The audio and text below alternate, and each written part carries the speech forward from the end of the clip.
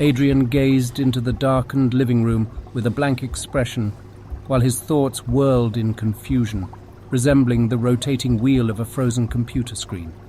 Sweat dripped down his cheek, which he swiftly wiped away with irritation, as he was plagued by troubling thoughts that further disoriented him.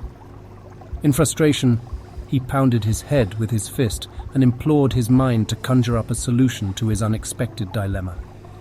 His eyes grew wider as he scanned the room aimlessly, hoping to find some kind of answer as his emotions cycled through their usual gamut of feelings, including excitement, apprehension, invincibility, fear, panic, and anger. His breathing became more labored, and he felt sweat forming on his upper lip, adding to his already dizzying state. His emotions continued to cycle, with worry infecting his mind like a virus. With lips tightly pressed together, he uttered a frustrated expletive, accompanied by a thin spray of saliva that dribbled down his chin.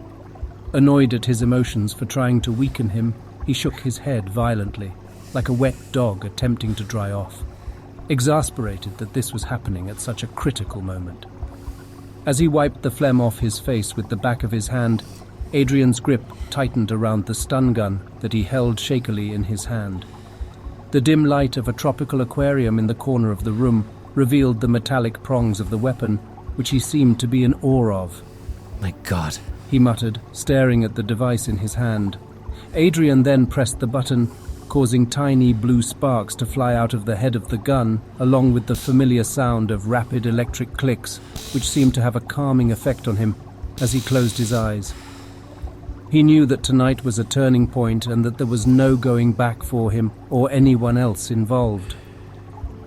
Experiencing another wave of fear and weakness, Adrian shook his head and growled in frustration.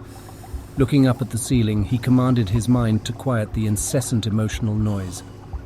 Adrian took a moment to compose himself, taking a deep breath before exhaling slowly in a manner reminiscent of yoga. As he regained his composure, he noticed a dimly lit body lying motionless on the floor in front of him.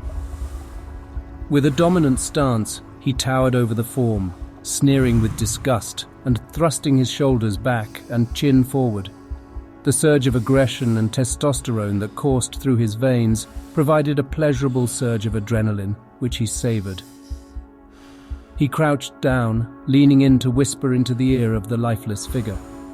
His two-word proclamation echoed through the room, leaving only ringing in his ear as evidence of its impact. I'm God.